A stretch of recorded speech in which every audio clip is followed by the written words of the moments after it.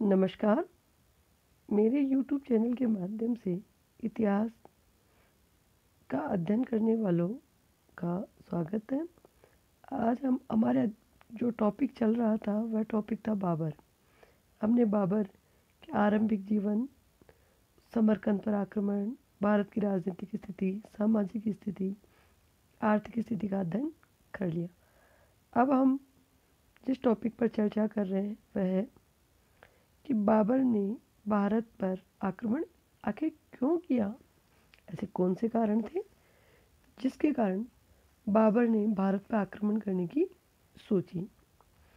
तो जो पहला कारण है वह बाबर महत्वाकांक्षी और साम्राज्यवादी प्रवृत्ति का था। दूसरा, वह भारत पर आक्रमण करना अपना पैतृक अधिकार मानता था। तीसरा, भारत की अनुकूल राजनीतिक स्थिति उसे प्रेरित कर रही थी आक्रमण करने के लिए। और चौथा, इस्लाम का प्रचार प्रसार करना।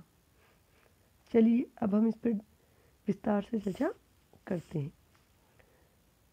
समरकंद पर उज़्बेक नेता उबैदुल्ला खान का अधिकार हो जाने के बाद बाबर 1511 ईस्वी तक काबुल में शांतिपूर्वक शासन करता रहा, लेकिन 1513 के बाद वह भारत अभियान करने की तैयारी भी करने लगा। बाबर ने उज़्बेकों से तुलगुमा पद्धति, मंगोलों अफगानों से व्यूह रचना, ईरानियों से बंदूकों का प्रयोग और सजातीय तुर्कों से अश्वरोही। यह क्वेश्चन कई बार प्रतियोगी परीक्षाओं में पूछा जाता है, तो आप बिल्कुल ध्यान रखिएगा। उज़्बेकों से तुलगुमा, मंगोलों अफगानों से व्यूह रचना, ईरानियों से बंदूकें और सजातीय तुर्कों से अश्वरोही सेना का संचालन। इस प्रकार बाबर भारत आक्रमण करने से पूर्व ही युद्ध कला को अत्यंत विकसित कर लिया था। भारत पर आक्रमण के अनेक कारण थे। सर्वप्रथम तो स्वयं बाबर अत्यंत ही महत्वाकांक्षी और साम्राज्यवादी प्रवृत्ति का था, इसलिए काबुल जैसे छोटे से प्रदेश से वह संतुष्ट नहीं रह सकता था। बाबर भारत पर अपना पैतृक अधिकार मानता था, क्योंकि तैमूर ने पश्चिमी पंजाब पर अधिकार कर लिया था। उसके प्रतिनिधि खिजर खान ने भी दिल्ली पर अधिकार कर लिया था। अतः बाबर अपने पूर्वजों के राज्यों को पुनः प्राप्त करना चाहता था। तीसरा, उस समय की राजनीतिक स्थिति भी बाबर के अनुकूल थी। पंजाब का सूबेदार दौलत खान लोधी वहाँ का स्वतंत्र शासक बनना चाहता था। अतः उसने इब्राहिम लोधी जो दिल्ली का सुल्तान था, के विरुद्ध बाबर को भारत आने का निमंत्रण दे दिया। परिणाम यह हुआ कि बाबर को दिल्ली के षड्यंत्रों की जानकारी मिल गई। अंतिम कारण, वह भारत में इस्लाम का प्रचार प्रसार करना चाहता था। इन्हीं कारणों ने बाबर को भारत पर आक्रमण करने के लिए प्रेरित किया था।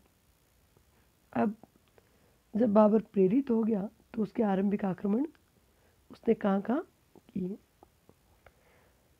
बाबर ने भारत पर पहला आक्रमण 1519 में किया था।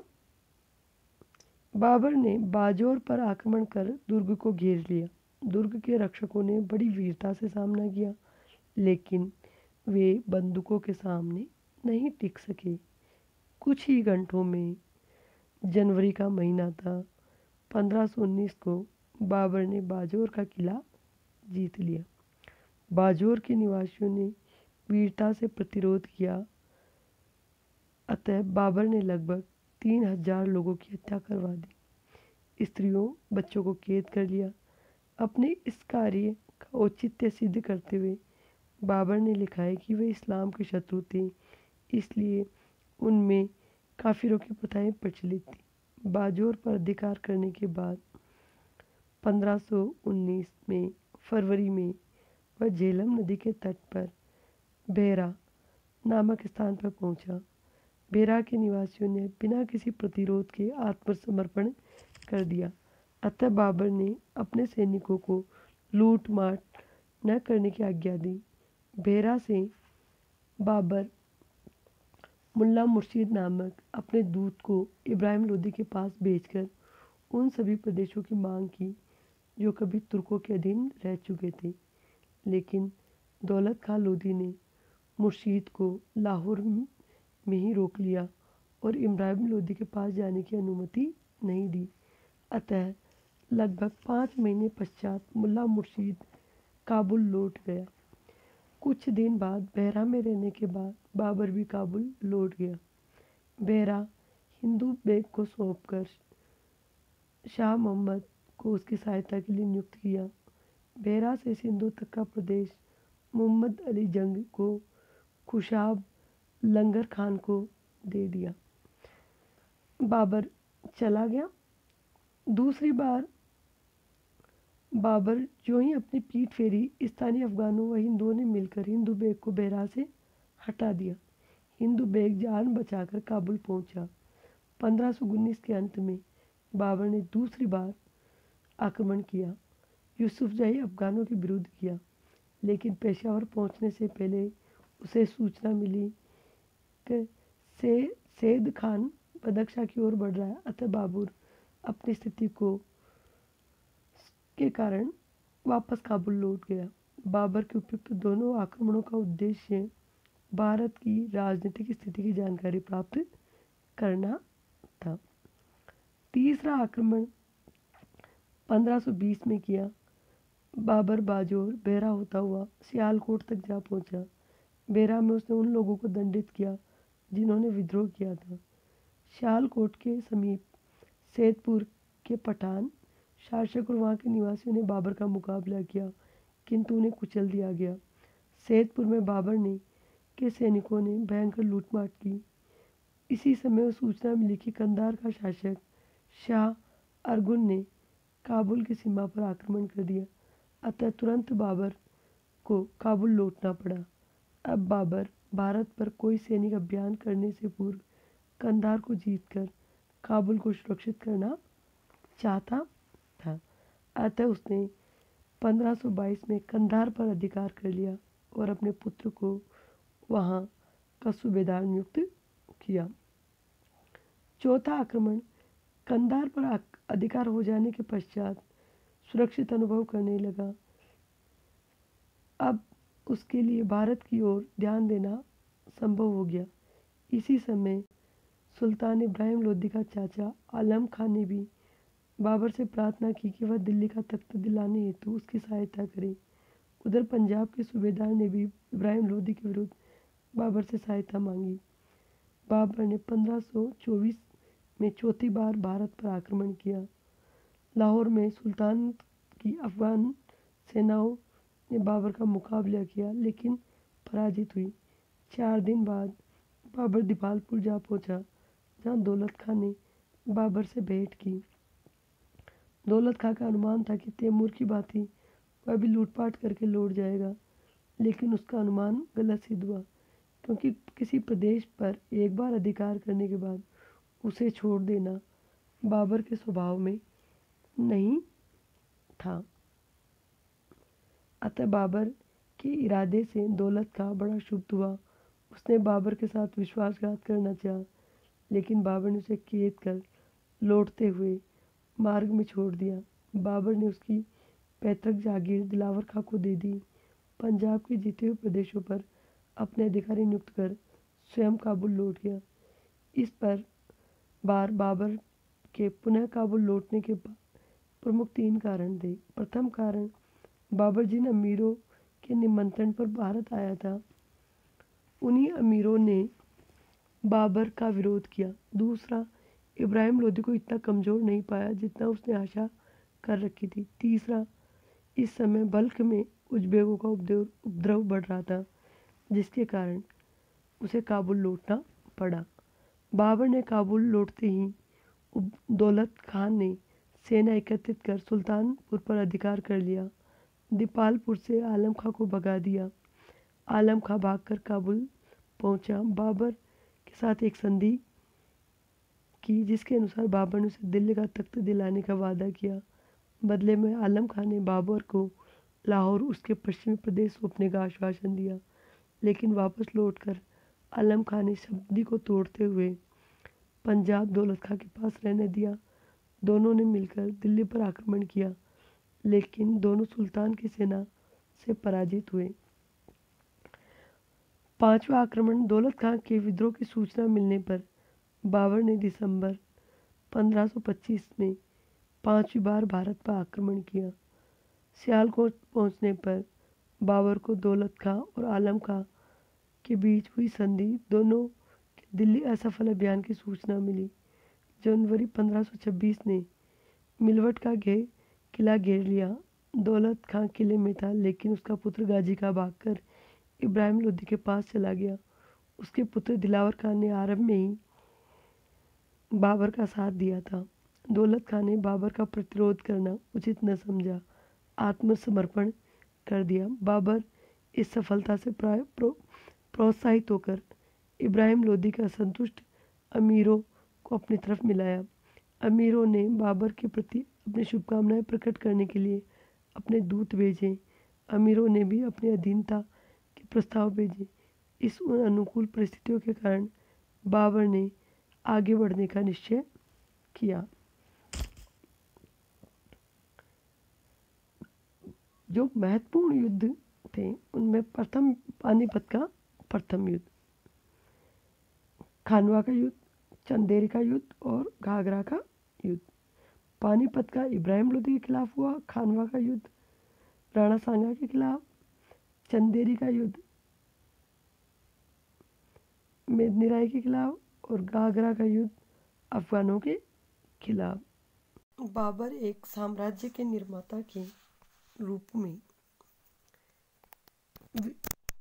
राज्य का विजेता। बाबर ने भारत पर आक्रमण करने का निश्चय किया था। भारत में स्थायी रूप में रहकर एक साम्राज्य की स्थापना की जाए, इसी उद्देश्य को लेकर उसने भारत में घमासान युद्ध लड़े। महमूद गजनवी तैमूर चंगेज खां की भांति लूटकर ही नहीं चला गया, बल्कि मृत्यु तक रहकर अपने साम्राज्य की रक्षा की। उसने विजयों के आधार पर ही साम्राज्य का निर्माता होने का सम्मान प्राप्त किया। विलियम रशब्रुक के शब्दों में बाबर एक प्रबंधक के रूप में नहीं, वरन एक विजेता के रूप में मुगल साम्राज्य का प्रवर्तक समझना चाहिए। मध्यकालीन भारत में साम्राज्य का निर्माता होने के लिए विजेता, शासक, प्रबंधक तथा विजय का आयोजक होना आवश्यक था। बाबर में विजेता और विजय आयोजक के गुण निसंदेह विद्यमान थे। बाबर ने पानीपत, खानवा, चंदेरी, घाघरा जैसे युद्धों में अपने शत्रुओं को पराजित कर भारत में मुगल साम्राज्य की स्थापना की। शांति व्यवस्था के प्रयास। बाबर ने अपने साम्राज्य में शांति और व्यवस्था स्थापित की, लुटेरों और डाकुओं का दमन किया, अपनी प्रजा के धन व जीवनी की रक्षा की। उसने काबुल तक डाक व्यवस्था की स्थापना की, हर 15 मील की दूरी पर डाक चौकियां स्थापित की, पुरानी सड़कों की मरम्मत कराई। उसने आगरा से काबुल तक जाने वाली सड़क को ठीक करवाया, उसकी सुरक्षा व्यवस्था की, उस जलमार्गों और सड़कों की दूरी को नापने का प्रयास भी किया। केंद्रीय प्रशासन। बाबर ने साम्राज्य का सर्वोच्च अधिकारी घोषित किया स्वयं को। वह एक निरंकुश एवं स्वेच्छाकारी शासक था। अपने प्रशासन का केंद्रीकरण नीति पर आधारित किया। प्रशासन में बाबर की सहायता के लिए अनेक मंत्री नियुक्त किए गए, जिनमें वजीर का पद सबसे महत्वपूर्ण था। बख्शी सैन्य विभाग का अध्यक्ष। बाबर ने बाद में अपनी प्रतिष्ठा में वृद्धि की, एक सब प्रभुता संपन्न बादशाह की भांति शासन किया, अमीरों, सरदारों, सैनिक अधिकारियों पर पूर्ण नियंत्रण रखा।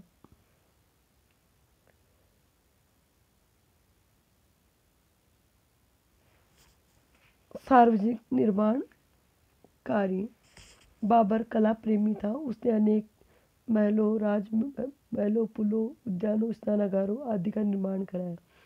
बाबर नामा से ज्ञात होता है कि आगरा में ही बाबर राजमहलों में काम करने के लिए 680 आदमी नियुक्त किए थे। आगरा, सीकरी, बयाना, धौलपुर, ग्वालियर में 14वीं क्रांति में शिल्पी काम करते थे। उसने पानीपत में काबुली मस्जिद, संभल में जामा मस्जिद का निर्माण करवाया। मुद्राएं बाबर ने अपने नवीन सिक्के प्रचलित किए। उसके सिक्के कलात्मक पूर्ण ढंग से ढाले ही जाते थे। खुतबा पढ़ने, सिक्कों को ढालने के लिए आज्ञाएं प्रेषित की जाती थीं। बाबर द्वारा शासन की विरासत। भावी मुगल सम्राटों के लिए बाबर ने अनेक बहुमूल्य विरासत छोड़ी, जिनके आधार पर उसे साम्राज्य का निर्माता कहा जा सकता है। शासन में शासक को सर्वोच्च स्थान, शासन करने का वंशानुगत अधिकार, गैर मुस्लिम प्रजा विशेष रूप से राजपूतों के प्रति नीति, सांस्कृतिक संरक्षण विकास में शाही दरबार का प्रमुख स्थान, राज्य व्यवस्था में नियमों को स्थापित करना, बादशाह को मंत्रियों की कर्तव्यपरायणता पर निगरानी, धर्म एवं संप्रदाय के विरुद्ध राजनीति पर आधारित साम्राज्य की स्थापना करना, प्रसार करना बादशाह का कर्तव्य होना चाहिए। इस प्रकार हम देखते हैं कि बाबर एक साम्राज्य के निर्माता के रूप में जाना जाता है। धन्यवाद विद्यार्थियों। आगे की वीडियो में हम उसके द्वारा लड़े गए महत्वपूर्ण युद्धों पर चर्चा करेंगे।